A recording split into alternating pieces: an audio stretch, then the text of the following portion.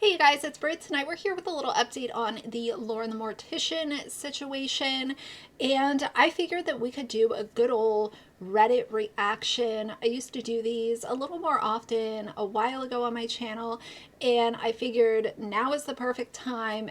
Listen, I'm not above a good old Reddit reaction. I think that people on Reddit sometimes have fair things to say. A lot of it is unfair, but a lot of it is also fair and very concise. So we're going to go over to Lauren's Reddit page and see what's been going on with Lauren and talk about it. So if you're interested, please keep watching.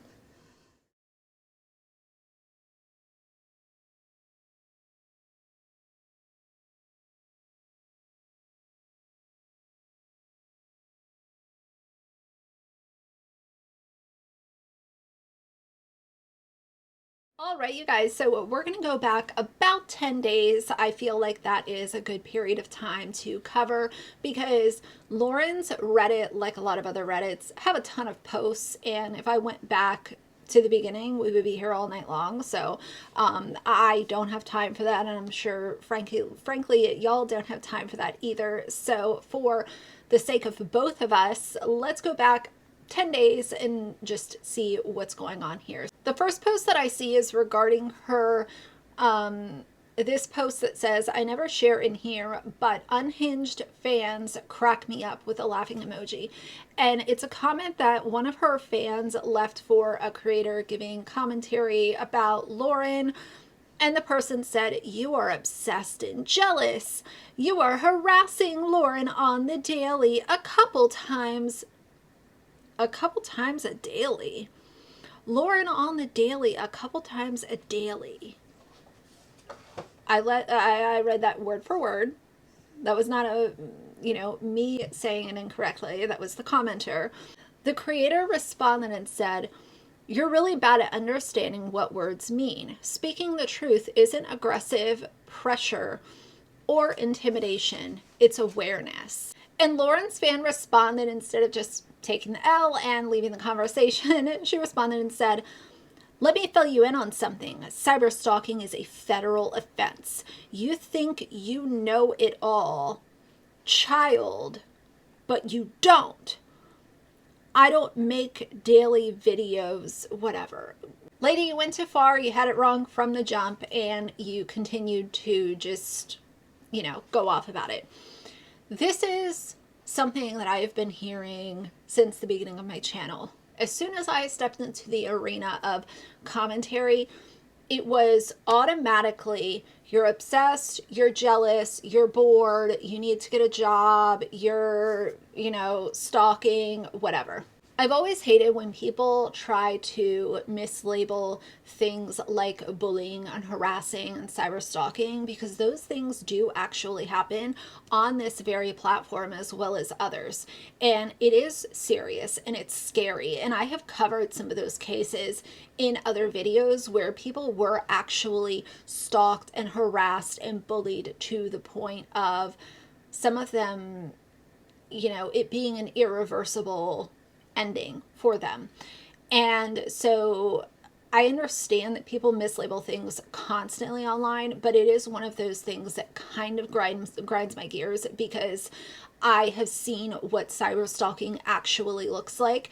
And just because a creator that you follow is being criticized and called out for being homophobic, transphobic, scamming, being dishonest, whatever it is, that is not people cyber stalking. That is people calling this creator what they are. And whether it be a liar, a grifter, somebody who is just disgusting and has no morals at all,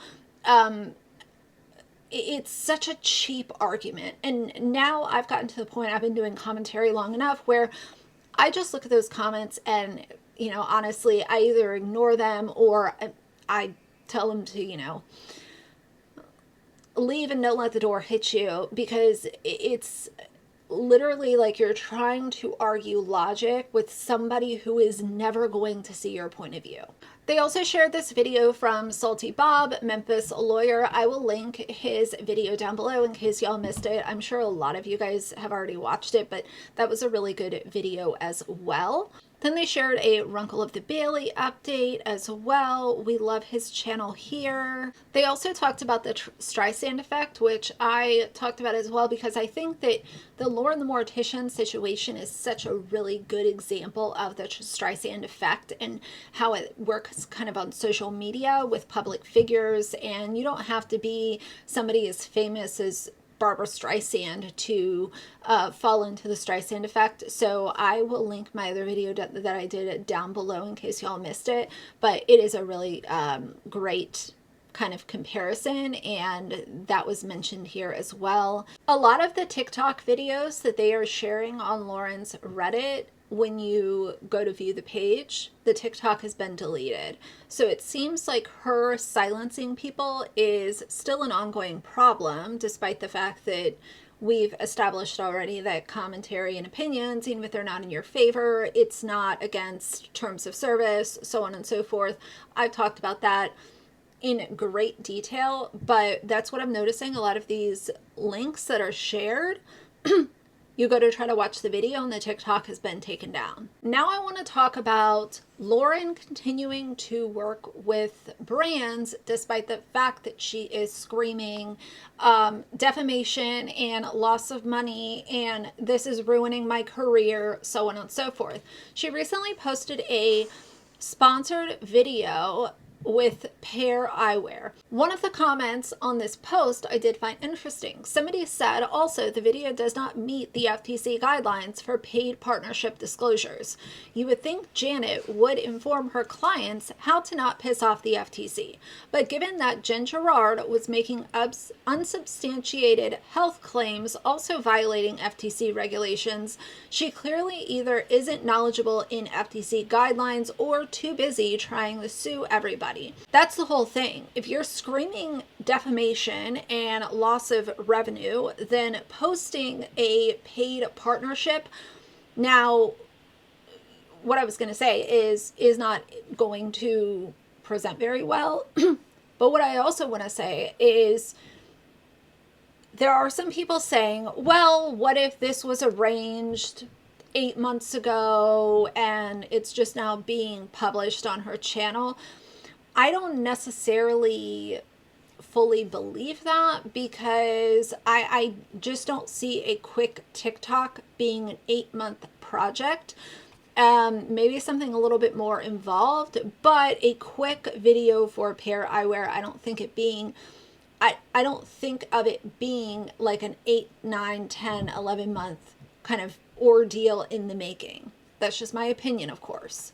Another post that I wanted to share with y'all is the fact that somebody sent an email to Pair Eyewear, because as I've said 100 times before, who brands choose to work with is a really big deal. If you are aligning yourself with somebody who is so toxic, problematic, you're going to hear from people on social media about why are you working with insert influencer here. Somebody sent this email and said, "Dear Pair Eyewear, I am a loyal customer. I purchased glasses for myself and my wife, as well as dozens of top frames. I am writing you today because I have concerns with your decision to work with an influencer known as Lauren the Mortician. She has been promoting anti-transgender messages and is bullying small creators across multiple platforms. My wife is transgender. Lauren the Mortician is a TERF. She has made many hurtful anti-trans comments on all of her social media accounts. I do not feel comfortable purchasing goods from a company that partners with people who promote bigotry alongside your products." And this person got a response and said, "Hello, Mia from Pair here. Thank you for taking the time to voice your concerns and provide valuable feedback regarding Lauren the Mortician. We appreciate your transparency and the information that you've shared. At Pair Eyewear, we value the diverse opinions and perspectives perspectives of our customers. It's important to note that the personal opinions and actions of our partners do not necessarily reflect the views of our company. We take your feedback seriously, and we want to assure you that we do not endorse or support any inappropriate behavior or statements made by individuals associated with our brand. We understand that your decision to reconsider your purchase is based on your principles, and we respect that. Rest assured, we take this matter seriously, and we will be cascading your concerns to our team for further review and consideration. We are committed to maintaining a positive and inclusive image for our brand. If you have any additional questions or concerns, please don't hesitate to reach out. We appreciate your feedback, blah, blah, blah, cookie cutter response. Am I the only one who is kind of let down by that response? I felt like that was we're going to go ahead and work with people who are known to be extremely hateful, but we don't want that to reflect on our principles as a company. Who you decide to work with matters. And it's more than just oh, well, they're not who we are kind of deal. It takes 5 minutes to look into who Lauren the Mortician is and the catastrophe that she has created online. So I just have a big problem with them trying to separate themselves and kind of ignore accountability. I've said before, it would take literally nothing for these companies to have 1 or 2 people in their company who all they do is look into influencer public images. They get a list of, hey, these are the influencers we're thinking about working with for the next 45 days, 60 days, whatever.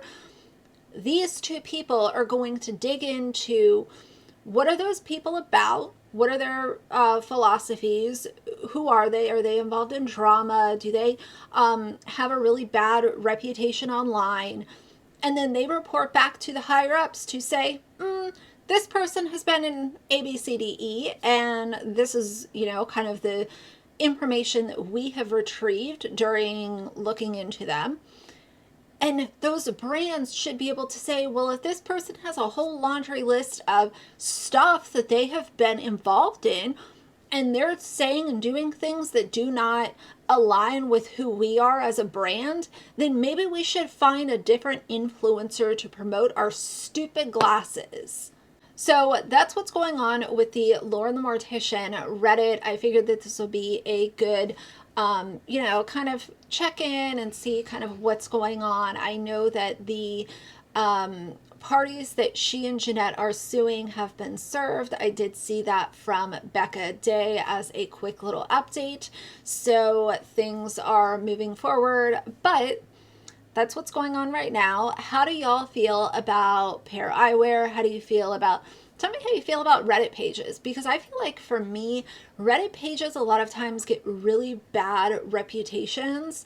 But I have seen some that do a decent job of kind of standing in the middle and being able to have arguments that are meaningful about these very public figures and the messes that they are making online. So that's going to be it for tonight. If you like the video, please leave a like and a comment. And if you'd like to see more from me in the future, please subscribe. I'll see you guys soon. Bye.